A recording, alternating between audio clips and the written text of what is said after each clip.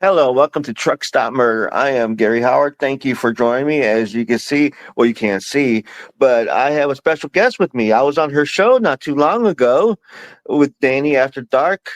Can you be so kind to introduce yourself? Remind everybody who you are. Yes, so thank you, Gary, for having me Mhm. on. I'm really excited. Awesome. I Yes, I am Danny from Danny After Dark. I have a true crime YouTube channel. I do all live interactive shows, a couple shows a week, usually covering a solved case, a book review, or having another content creator on with me. And then at the end of the week, we do kind of a let's recap what happened this week in the world of true crime news and let's just hang out and talk. And it's all interactive, which is really cool. So yeah, that's Awesome. Danny After Dark in a nutshell. And where can they find you at? Are you on YouTube alone or? Yeah, just on YouTube. So I don't have a podcast. Everybody asks that, but I'm just strictly on YouTube, Danny After Mm, Dark. And then I'm on Instagram, the Danny After Dark, as mhm, well as on TikTok and Facebook. So lots of places. okay. I knew that we were going to get bothered. Here's the monster, Oh, tuxedo. love your little kitten. Love, love, love. Well, we got a lot to talk about. I know how you feel about cats, and I'm you with cats. We'll sit there. I'll just pause the episode and take you around the house. But today we're going to talk about an interesting case it happened in '89, but they didn't solve it until 2020 through DNA. It's kind of like how they did the Golden Gate Killer, how they end up doing that.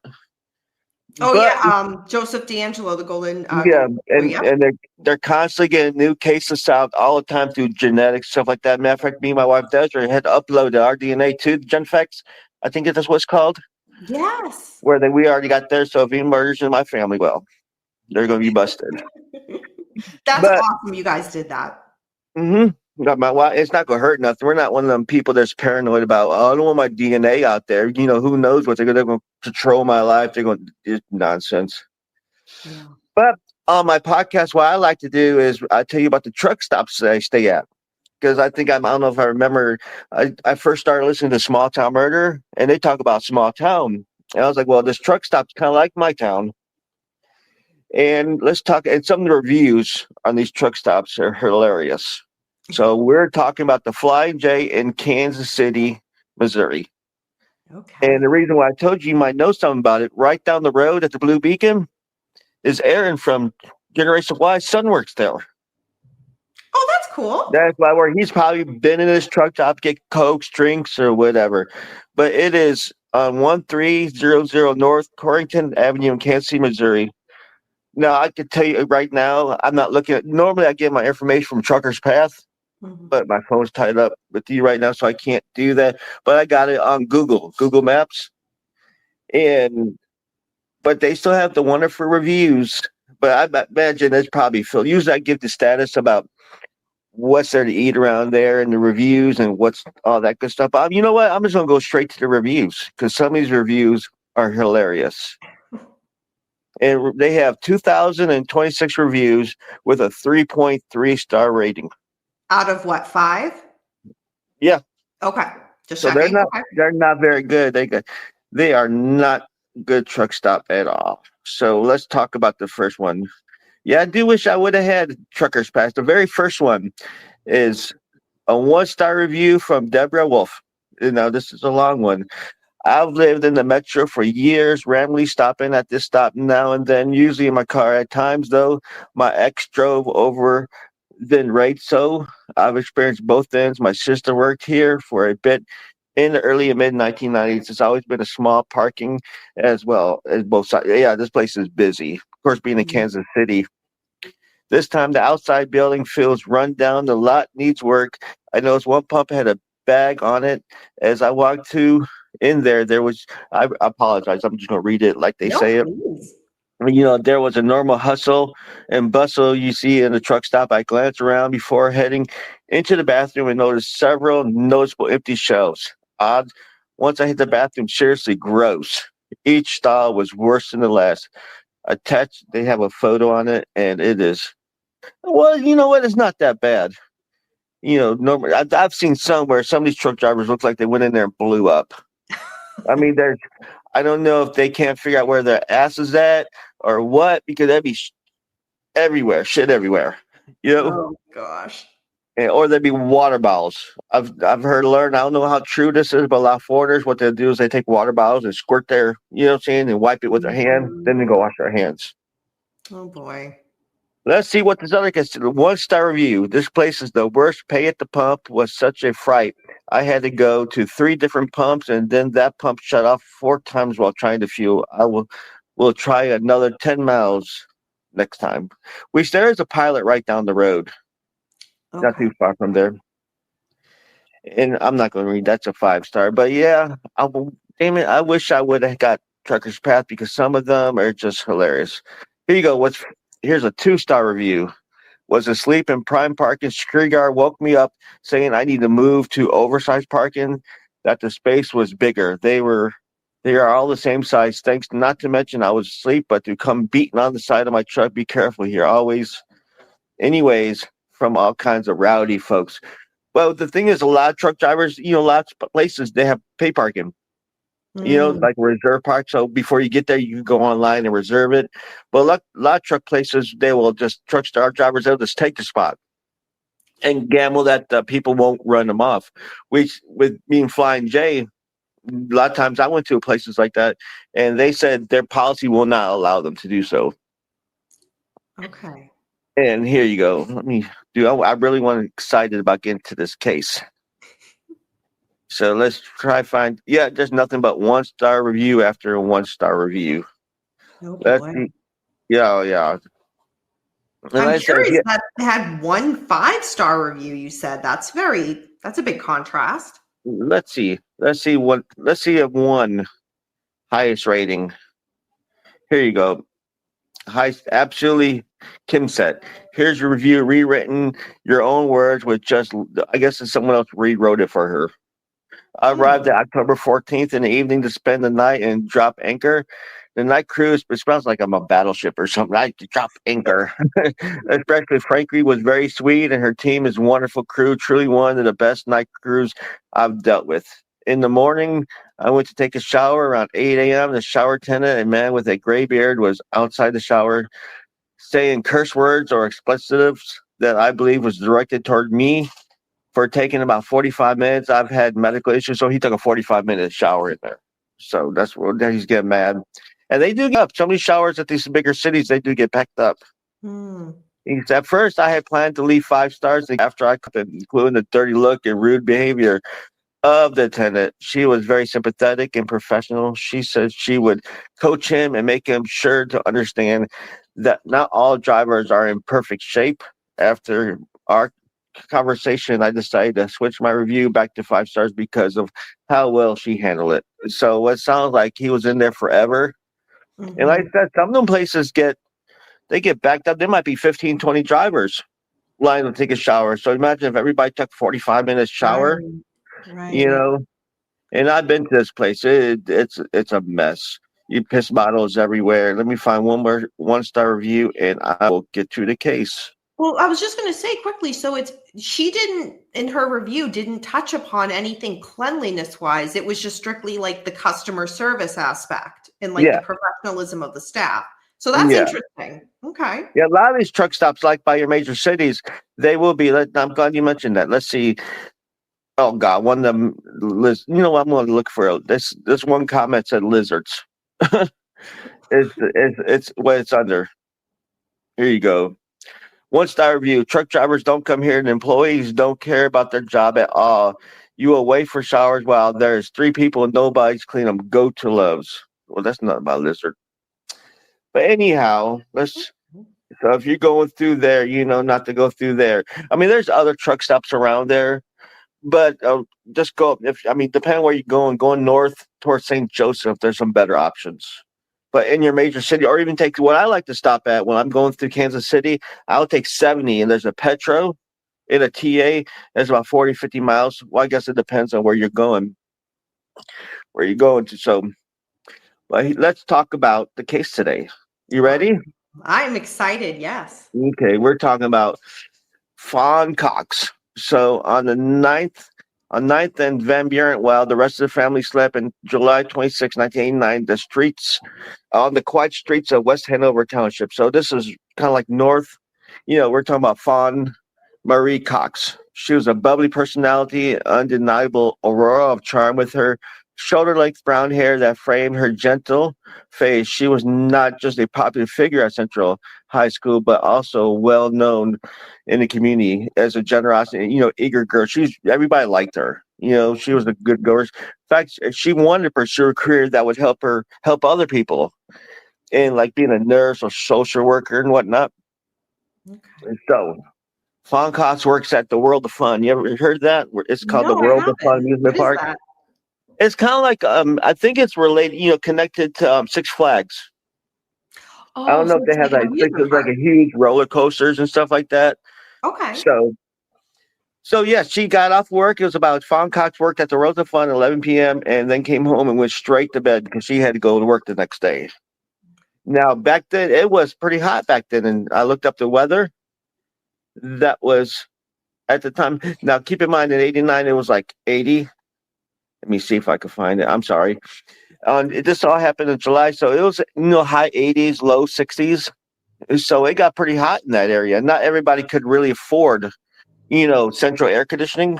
Mm-hmm. So a lot of even the window units cost like $300 a piece. Are you familiar how loud those are? Unfortunately, yes, I am. So yeah, so I have with me. I have to turn mine off. Matter of fact, but yeah, they're super loud. But yeah, at the time of '89, those were $300. That's So of course very expensive they back had then. all these. And Central Air was over 4,000 at the time. Both write a report that a three-level house around $4,500, which don't seem that bad. That might have been. No, I tried finding how much it costs, like central heating, air costs, but I couldn't really find it. But I know if the window user is 300, I can't imagine how much What those central are. AC costs now? Oh, I'm back in '89 too. I think they went down some, didn't they? I can tell you from experience. No, it's depending on how much work you need, like for your home. Yeah. It can be between 15 to 25,000. Okay. Yeah. Right here it says to 6,000 average home. It says one user on Reddit reported that four large unit for a three. Oh, good. This is just house. It costs around $4,500 in total back pay in '89. So it was pretty expensive. Now I'll get to why I'm talking about the air conditioning units because when all this was going down, nobody heard nothing. You know. So that next morning, she went up to go to sleep. They got the air conditioner running, and around that next morning, let me see. Of course, she had the next morning alarm went off and just kept going off, and she was pretty prompt. She would never just let the clip, but it just kept going on and on off. So that's when her mother and sister went up there. That's when they found her beat at her body there on set. And nobody heard nothing. Her sister said no one in the family heard anything that night because the air conditioning unit was running because it was really loud. And though, but Felix Cox remembers that the family dog, they had a dog that seemed really irritated, kind of looking up there, trying to figure out, but they just tucked that off at her because she was pregnant. Okay. So the dog might have heard all the commotion, but because of the air conditioning, it was super loud. Okay. So keep in mind, this is also '89, so the DNA is not as advanced as it was. Right. But they were able to get a lot of semen. They were able to get evidence, stuff like that. Now they don't know, in 1989, these detectives didn't realize how valuable some of the evidence crime was. So they collected it, put in CA body fluids from a potential suspect at the time, and they could attempt to compare any blood types later on. But then nothing came up. And then they came across these couple teenagers who had confessed to it. They had asked them, "Have you been in this house?" And they said, "Yeah, we robbed it." But yeah, two teenagers suspected were charged in the murder. But the key witness who started it all recanted and admitted of being untruthful. As the charges against the juvenile was dropped, initial detectives worked the case into the ground. Captain Caldwell said his running out every lead. And like I said, keep in mind, this is, technology was advancing. There's really just blood type back then. Was that anything, about '89? Advanced Yeah, I think PSI? you're right. It was just like blood type, but nothing really more specific than that. It just Right. the technology wasn't there. No, and but fingernails, everything. I mean, cameras back then. So now, this person would have been easily busted. They just went and checked all the cameras all around it, all the cell phone dings and stuff like that. But yeah, as technology evolved, Kansas City Police Department and cold case section re-examined the case. They determined initially investigation had left no stones unturned, so they were doing their job.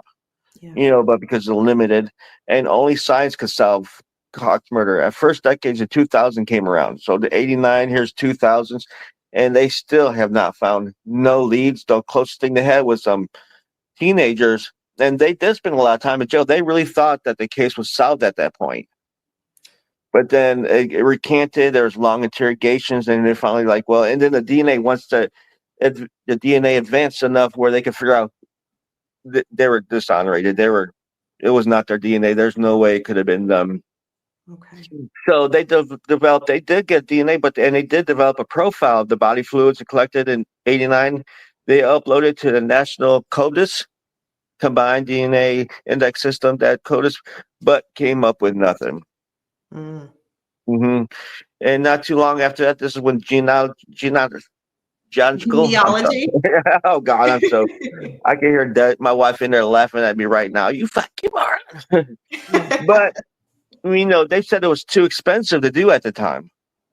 Yeah. So I mean, they were trying to raise money. The family even told them, like, "Hey, we'll give you the money." But for some reason, I'm not for sure why. Are they not allowed? Is police not allowed to take? Because when the advanced genealogy testing became available, Kansas said it would be too expensive for them to use. But they raise money. Are they not allowed to take funds from public?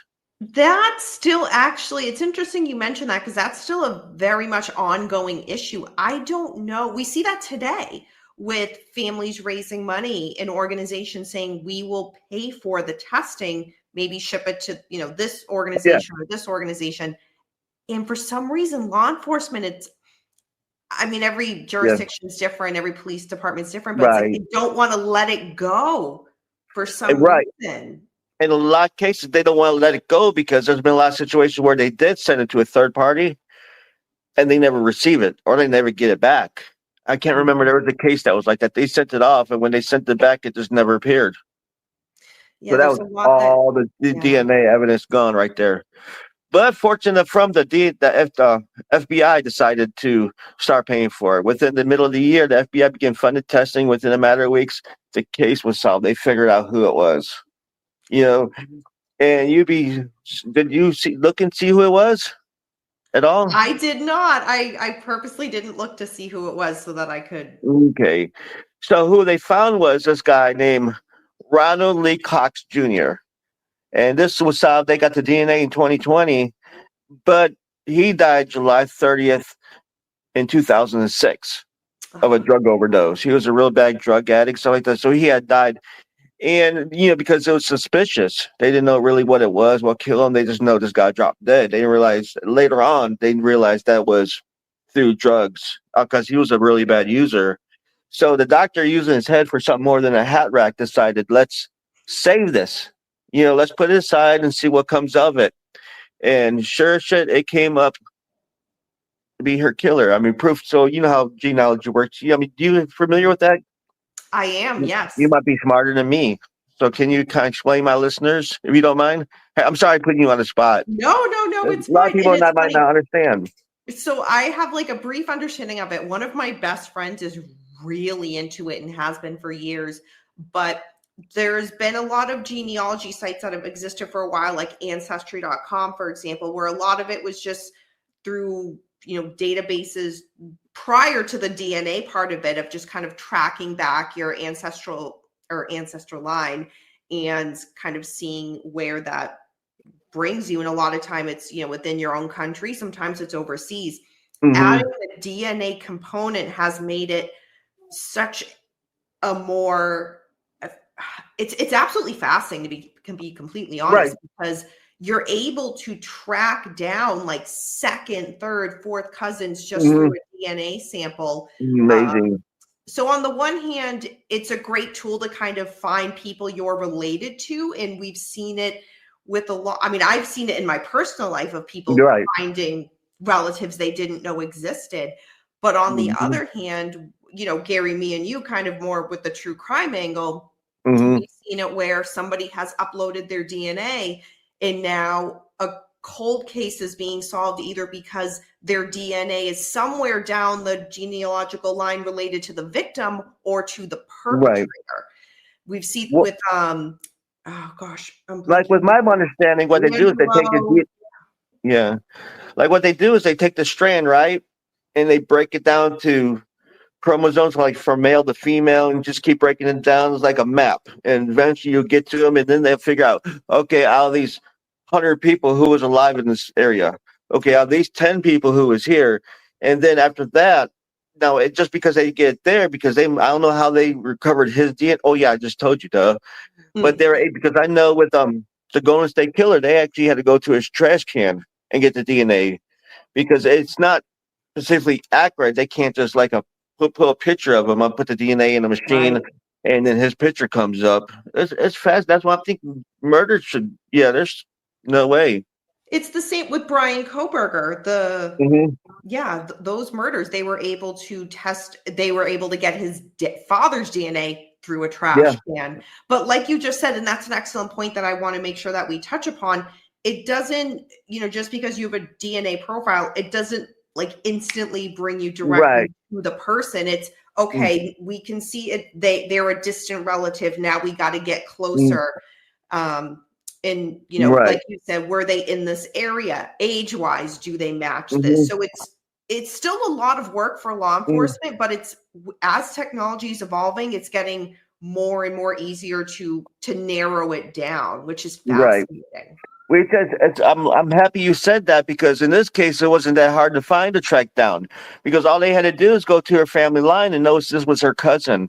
Hmm. Her cousin's the one who killed her. So, That's and he was always there. He was everybody knew her. He always was kind of weird on her, attractive, but nobody suspected him. Yep, 30 after this happened in '89, and in 2020 they finally found out that it was her own cousin because the way the house was built up, you actually had to know the dynamics of it because she was on the second floor. So he had to know that she kept the window open and whatnot, or how to get up there. So he had to have some knowledge of that. yeah. Which it's funny because all these years I knew this case for a long time. I first found it on this, I think it was Lamont at Large, a YouTube channel that I watch sometimes, and Okay. he was covering and he was talking about. I think he might have said I was confused. I thought he said that some of her friends went up to her cousin. Her friend went up there, and they just wanted to rob her at first. But then when the cousin started attacking her, that's when the other guy fled. I think that was the two teenagers that Mm, the false story they came up with. Oh, I forgot to tell you. And I mean, she worked at a fun place, Worlds of Fun. Here you go. I skipped this, but we could get to it now. Worlds of Fun is a 235-acre theme park located in Kansas City, Missouri, United States, owned and operated by Six Flags. It was founded by American businessmen Lamar Hunt and Jack Stedman. So it's just a huge. I mean, I drive by this thing all the time, and I think it's North. Hell, Aaron probably goes there. I don't know if Justin go. You think they go there? Or you think they'd be kind of scared of the heights? oh, Don't I tell feel them like that. that answer might get me in a lot of trouble either way. I don't Yeah. know. I don't know. I actually thought about it. It'd been kind of fun if we could have got him on here, but I know with his busy schedule and stuff like that. Hmm. Yeah. But yeah, Down Cox died in July. He was born, if anybody cares. He was born May 25th, 1968. So he was only like 21 when this happens. Yeah. And he was 38 when he passed away of a drug overdose in July 30th, 2006. And he is buried at Flora Hill Cemetery. And let's see, hopefully Fawn's not there. Let's see. I gotta let my computer update. So if you wanna go, sometimes a lot of these, if there's information out there, I would like to, where you could pay your respect Yeah. to these individuals. She was born 1970, so she was 3 years younger than me. 1973, and she was murdered in '89. She is white. No, she's not there. She's in Whitechapel Memorial Gardens in Gladstone, Missouri. So yeah, she was born March 24th, 1973, Missouri, and was murdered. And here's his death, July 26th, 1989. She was 16 years old. Oh, So her life just began. She was working, and I mean, her mom she was a single mom back then. And so everybody had to work, and she was barely making, She was helping out the family. Sounded like she was a wonderful woman, but yeah, it took that long. And then to find out it was your own cousin did that. Imagine what their family was going through Oh my with that. gosh. I can only, they're all. He was probably there. He probably went to the funeral. He probably was condoling, giving these, I'm sorry this happened. I'm sorry, all along that he was the one who did it. Yeah. Well, we see that so many times where a lot of cases that we look at, the perpetrator likes to interject themselves in the Yep, all case the and be there and kind of see the right, reaction of what they've done to the community and to those that loved the. Yeah, it's right. I hard. see a lot of cases where the police will actually go to the funeral and pay attention, but the problem is Mhm. he's her cousin. There's Right. nothing, it's not like I was just showed up out of the blue and they're like, well, who's this guy? Let's check him out. Or who's this woman? What's your name? Dan? Oh, okay. Right. But there's your cousin. But Blends there right you go. in. You have any input on this? So it's so heartbreaking when it's, anytime something like this happens, to someone so young, but also when it's somebody within their own family, it's so heartbreaking because, family's supposed to be your protector. And for Right. whatever reason, not only did he take her life, but because he passed of an overdose, there's no answers. There's no why she Your did loved it. one There's no get no answers. Exactly, like you just said, there's no nothing. why, and I'm curious how many, family members, immediate family members she still has that when they Yeah. found this out, who it was. I don't know. It's been. I don't even. I wish I would have looked that up if her mom was around or anything like that. But it was a long ways, and that's just a matter of grief. And think about it. This is what was just going through my mind now was that when he entered the room, she probably didn't think nothing of it. She'd be like, "What? I mean, it's she. I gotta go to work in the morning. What do you want?" Yeah. And the attack. Yeah, and it's so heartbreaking for the family too that we're there, and the trauma that they went through, not only of losing their loved one, but also we were there. That could have been us because they didn't know at Mm-hmm. the time it was a family member who committed this, or Right. we were there. We could, if only we heard something, if only this. They're gonna live Paid with that attention. the rest of their life. See what the dog was interested about. It wasn't just pregnant. Check out the puppy. See what the because we listen. I know with all our animals, we have tons of them, and anytime they look at anything, we're trying to figure out what the hell's going on. Matter of Hmm. fact, oh, you can't see the raccoons. I got a bunch of raccoons here that usually they're not here. We feed them. Which, by the way, if you want to check out, see some raccoons at our house, you go to Trash Eaters Anonymous. We have so many raccoons. All right. Well, I do appreciate you joining me. There's a case of the murder of Fawn Cox and how it went unsolved for over 30 years, and it was her cousin. Oh, gosh. Well, yeah, I mean, I Something. appreciate you having me on for this, Gary, and Mm, I did not know about this case until you messaged no, it to it's me. not a popular case. That's why Generation Y needs to do it. Yeah. It's right there. They could probably do way better. Because as a truck driver, I'm happy that I got what I got because working 11, 12 hours a day, trying to get as much as you can. You want a bunch of detail, just sometimes it don't work out for me. But I think I'll be done truck driving. So I'm hoping to do this full time. That would be so cool for And, you. as right now, my only thing on my mind is I'm going to Galveston Saturday. I'm going to see my daughter to Lovejoy. Well, I won't get too much with this. I know some people just don't like blah blah blah. Who cares what you're gonna do? But yeah, I'm gonna go crabbing on my birthday Saturday. That's what I'm excited about too. I know where crabbing. That is so cool. Happy early birthday. Thank you. So again, I know you said it at the beginning of the show.